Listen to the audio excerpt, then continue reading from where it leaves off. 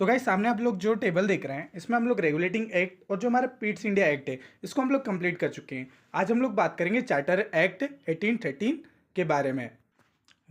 बाकी इसकी पीडीएफ आप लोग हमारे स्मार्ट एस्पिरेंट टेलीग्राम चैनल से जाके डाउनलोड कर सकते हैं, तो आप लोग इसको ज्वाइन कर लीजिए। बहुत सारी चीज़ें मैं वहीं पर शेयर करते रहता हूँ और पीडीएफ वगैरह भी सब आपको वहीं पर मिल जाएंगी। इस वीडियो का सोर्स हमारा एनसीईआरटी है, 6 to 12 तक की जो एनसीईआरटी है, और हमारा यूपीएससी और जो स्टेट पीसीएस के एग्जाम के पीवाईक्यू हैं वहाँ से हम लोगों ने लिया हुआ है। तो हम लोग रेगुलेटिंग एक्ट वगैरह ये सब लोग देख चुके हैं। प्रैक्टिस शीट भी आपको प्रोवाइड करवाई थी और ये प्रैक्टिस शीट में सारे जो है आपके पीवाईक्यू कवर हो जाते हैं, तो टेंशन मत लीजिए, वो सारी चीज़ आपकी कवर हो जाएगी। कल हम लोगों ने कंपेयर करा था रेगुलेटिंग एक्ट को पेट्स इंडिया एक्ट से। आज हम लोग चार्टर एक्ट को देखेंगे और चार्टर एक्ट को भी हम लोग कंपेयर करेंगे। मैं आपको बता देता हूँ। ओके, तो यहाँ पर आ रहा है हमारा चार्टर एक्ट, जो कि इसके बाद आया था। तो इसमें भी हम लोग जो है पहले डिटेल में समझेंगे, देन उसके बाद कंपैरिजन करेंगे रेगुलेटिंग एक्ट का पेट्स इंडिया एक्ट से, फिर इसका हमारा चार्टर एक्ट से। तो आखिर क्या क्या चेंजेस हुए थे वो फिर हम लोगों को समझ में आ जाएंगे। ओके, तो बहुत सारे लोग बोल रहे थे कि सर जो है एक ही वीडियो में कंप्लीट करवा दीजिए। तो देखो क्या होता है कि हम लोगों को ना पूरे प्रोसेस से गुजरना होता है। तो प्रोसेस से गुजरोगे, जैसे आपने रेगुलेटिंग एक्ट को पेट्स इंडिया एक्ट से कंपेयर करा, फिर चार्टर एक्ट को कंपेयर करा, ऐसे ही एंड तक आते आते ही ऐसे जो है ना आपकी एक टेबल बन जाएगी। देन आपके लिए जो ये कंपैरिजन टेबल है ना उसको समझना बहुत ईजी हो जाएगा। हार्डली सिर्फ 2 पेज के ही आपके नोट्स रहेंगे, उसके अलावा आपको और बनाने की जरूरत नहीं पड़ेगी, लेकिन उसके लिए आपको एक प्रोसेस से गुजरना पड़ेगा। तो उसी प्रोसेस को हम लोग यहाँ पर कर रहे हैं। एक बार इस टॉपिक को कर लीजिए, एक बार आपका पॉलिटी का बेस बन जाए, देन उसके बाद हम लोग एक एक वीडियो में सारी चीज़ें कंप्लीट कर लेंगे। तो ये मत सोचिए कि मैं बहुत ज़्यादा डीपली जा रहा हूँ या बहुत ज़्यादा जो है आपको टाइम लग रहा है, या ये ऑलरेडी कर चुके हैं। आप लोग ऑलरेडी कर चुके हो, बट एक जगह पर आपको इतना सारा कंपाइलेशन नहीं मिल रहा होगा। बहुत सारी चीज़ें आपको यूनिक भी देखने को मिल रही होंगी। तो बहुत ध्यान से देखिए, आप लोग को समझ में आ जाएगा। जो मैं प्रोसेस से करवा रहा हूँ, एक बार उस प्रोसेस से गुजर चाहिए, फिर आपको चीज़ें समझ में आने लगेंगी। तो बात करें जो चार्टर एक्ट आया था, जो है आपको पता है कि मैंने पहले बताया था कि हर 20 साल में जो है वो एक तरीके से चेक करा जाएगा कि जो एक्ट आया है वो अच्छे से वर्क कर रहा है या नहीं कर रहा है। उसको पता करने के लिए हर 20 साल में एक्ट लेकर आएंगे। तो देखो इसमें हुआ क्या, ट्रेड मोनोपोली में क्या क्या चेंजेस हुए। तो 2000 जो 1600 ईस्वी में था, क्या क्वीन एलिजाबेथ जो थी, उन्होंने जो ट्रेड मोनोपोली है ओवर द इंडिया वो इनको दे दिया गया था कि जो ट्रेड जो है वो कर सकते हैं वहाँ पर उतने एरिया में।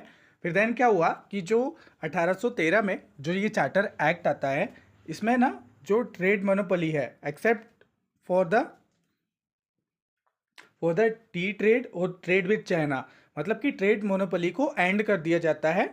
इसमें बस छोड़ दिया जाता है क्या कि जो चाय की व्यापार है वो कर सकते हैं और चीन के साथ व्यापार कर सकते हैं, इसके अलावा और आप कुछ नहीं कर सकते हैं। तो वो एक तरीके से मोनोपोली को यहाँ पर बंद कर दिया गया।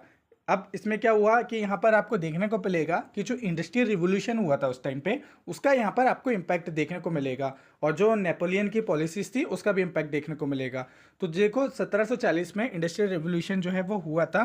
देन जो है 1812 में Britain become a leading industrial nation बन गया था, जिसके कारण, और फिर जो नेपोलियन था, नेपोलियन को जो वो कॉन्टिनेंटल ब्लॉकेट उसने करा था, जिसके कारण क्या हो गया था कि कट हो गए थे जो ब्रिटेन के ट्रेड लिंक्स थे विथ यूरोप।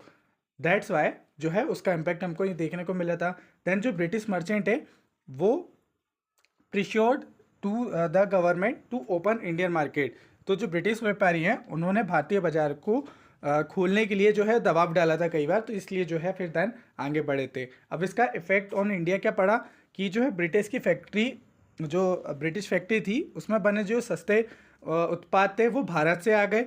ओके, और जो भारत में जो कुटीर उद्योग थे यानी कि जो इंडस्ट्रीज थी वो जो है ब्रिटिश के उत्पादों की प्रतिस्पर्धा को समाप्त कर दिया। तो एक तरीके से क्या हो गया था कि जो उनका ब्रिटेन लोगों का मार्केट हुआ करता था, तो हमारे इंडिया के जो चीज़ें वो वहाँ पर आए, तो उनका जो मार्केट था वो एक तरीके से बर्बाद कर दिया गया था हमारे प्रोडक्ट ने।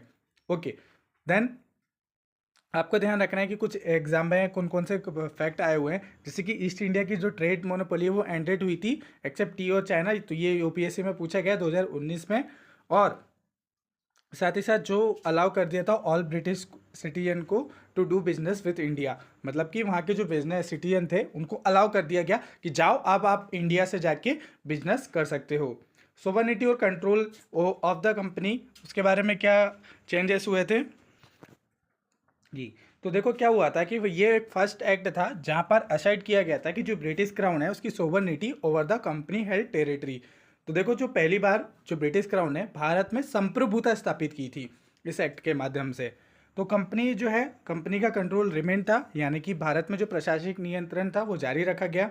जो पॉलिटिकल जो पावर थी वो बोर्ड ऑफ कंट्रोल के पास में थी, और जो कमर्शियल पावर थी वो कोर्ट ऑफ डायरेक्टर के पास थी। एडमिनिस्ट्रेटिव में क्या क्या चेंजेस हुए, तो कोई मेजर चेंजेस देखने को नहीं मिलेगा यहाँ पर। जो गवर्नर ऑफ मद्रास थे और बॉम्बे थे उनको जो है कंटिन्यू रिपोर्ट करना होता था। जो गवर्नर जनरल ऑफ बंगाल है उन्हें काउंसिल ऑफ गवर्नर जनरल जो है वो रिटेन 3 मेंबर, उनके पास 3 मेंबर ही हुआ करते थे।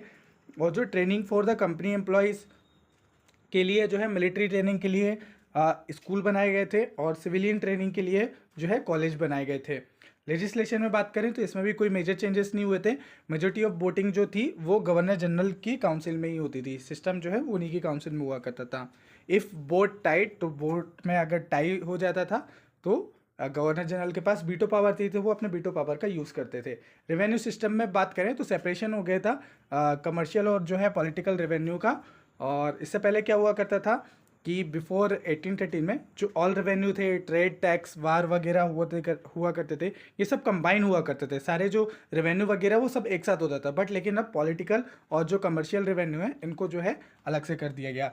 आफ्टर आफ्टर चार्टर एक्ट जो ट्रेड रेवेन्यू है और जो टैक्स रेवेन्यू है वेर अकाउंटेड आर सेपरेटली। इनको जो है अब अलग से ट्रेड को, टैक्स रेवेन्यू को अलग से देखा जाने लगा। एजुकेशन में क्या हुआ, ब्रिटिश ईस्ट इंडिया कंपनी ने जो है हैड टू स्पेंड 1 लाख रुपए per year for Indian education. तो इंडियन एजुकेशन के लिए वेरी वेरी इंपॉर्टेंट फैक्ट है यहाँ पर, 1 लाख पर ईयर जो है देने की बात करी गई थी। वो किस एक्ट में करी गई थी, वो चार्टर एक्ट 1813 में बात करी गई थी। ठीक है। Fund use for the building schools, hiring teachers और डिस्ट्रीब्यूशन ऑफ बुक्स, इसके लिए यूज करा जाएगा इस 1 लाख रुपए को। जुडिशियल रिफॉर्म में बात करें हम लोग, क्या चेंज करे गए थे, court were given a more power and earlier जो है only Indians were try to Indian courts.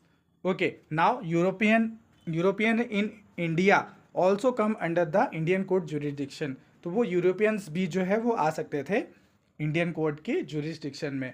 इसके बाद रिलीजन इन्फ्लुएंस में बात करें तो क्रिश्चियन मिशनरी जो है उनको अलाउ कर दिया गया है कि वो एंटर कर सकते हैं इंडिया में और प्रोपेगेट कर सकते हैं रिलीजन में। एक तरीके से कह सकते हो कि यहाँ से क्रिश्चियनिटी की शुरुआत हो गई थी हमारे इंडिया में स्प्रेड करने के लिए। तो धर्म में इंटरफेयर करना उन्होंने यहाँ से शुरू कर दिया था। ओके, तो कंक्लूजन देखें तो जो एंडेड हो गई थी ईस्ट इंडिया कंपनी की ट्रेड मोनोपोली एक्सेप्ट टी और जो trade with China, and asset किया गया था जो ब्रिटिश क्राउन है उसकी सोवर्निटी को ओवर इंडियन टेरिटरी। मैंडेट करा गया था कि स्टेट स्पॉन्सर जो है एजुकेशन फंडिंग करी जाएगी इन इंडिया में। एक्सपांडेड करा गया था जुडिशियल पावर को ओवर यूरोपियन इन इंडिया, और अलाउ करा था क्रिश्चियन मिशनरी को टू प्रोपेगेट रिलीजन।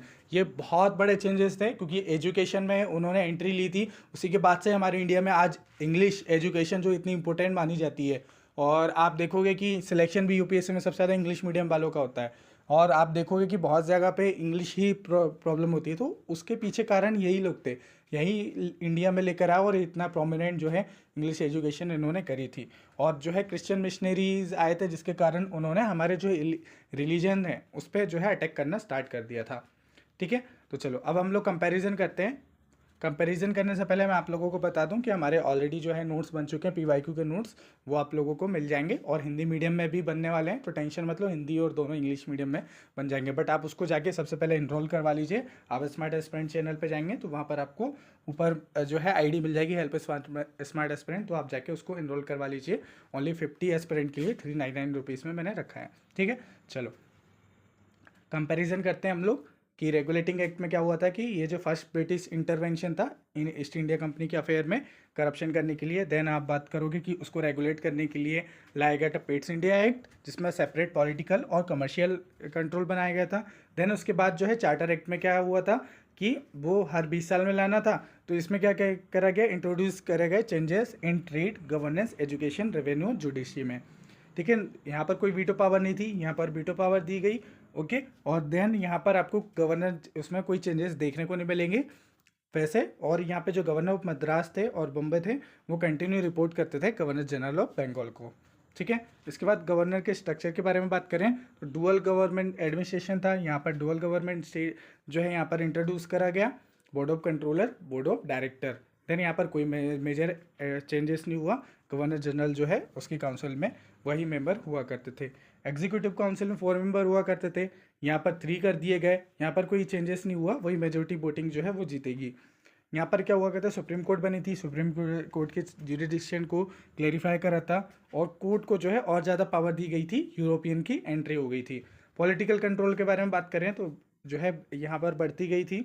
देन जो है ये एक फर्स्ट एक्ट था एक तरीके से जो सोवर्निटी उसने ओवर द कंपनी बताई थी। ठीक है, डुअल एडमिनिस्ट्रेशन था और ईस्ट इंडिया कंपनी की जो टेरिटरी है उसको डिक्लेयर किया गया। और मेजर चेंजेस क्या क्या हुए थे, separation of the commercial and political revenue.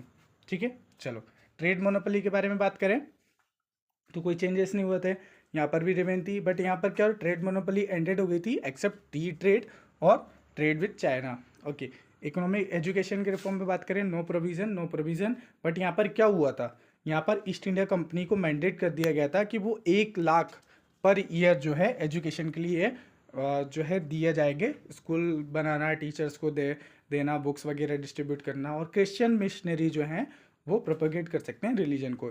Impact क्या पड़ा इसका कि फाउंडेशन एक तरीके से ब्रिटिश एडमिनिस्ट्रेशन का स्ट्रक्चर बनाया, स्ट्रेंथ करा। ओके, और देन जाके यहाँ पर इंक्रीज कर दिया उनका इंटरफेयर को इंडिया के एडमिनिस्ट्रेशन में। ओके, तो ये मेजर चेंजेस आपको यहाँ पर देने को मिलते हैं। ओके, तो ये रही आपकी प्रैक्टिस शीट में आपके ये क्वेश्चन रहे। वीडियो को पॉज करिए, इन क्वेश्चंस को आपको कमेंट करके बताना है बिना देखे। ठीक है, पहले पढ़ लो इसको। ठीक है, ये बाकी के क्वेश्चंस पढ़ लो और ये रहे बाकी के क्वेश्चंस। तो ये शीट्स आपको वहाँ पर मिल जाएगी और इसके आंसर्स आपको अगली वीडियो में मिल जाएंगे। ओके, बाकी ऊपर वाले जो है लास्ट वीडियो के जो हमारे आंसर थे वो मैं आपको बता देता हूँ। रेगुलेटिंग एक्ट जो हमारा पेट्स इंडिया एक्ट था उसके आंसर ये आपके यहाँ पर है। वीडियो को पॉज कर लीजिए। ओके, ठीक है, तो ये लास्ट वाले जो हैं आपके आंसर हैं। आई होप आपको ये लेक्चर अच्छा लगा होगा। नेक्स्ट वीडियो में हम लोग इसके बाद इसी को ही रिव्यू करने के लिए जो हमारा अगला एक्ट आया था बताता हूँ मैं आपको। इसकी कमियों को दूर करने के लिए जो हमारा अगला एक्ट आया था वो था चार्टर एक्ट 1833। तो उसको भी जल्दी से हम लोग कंप्लीट कर लेंगे। ठीक है।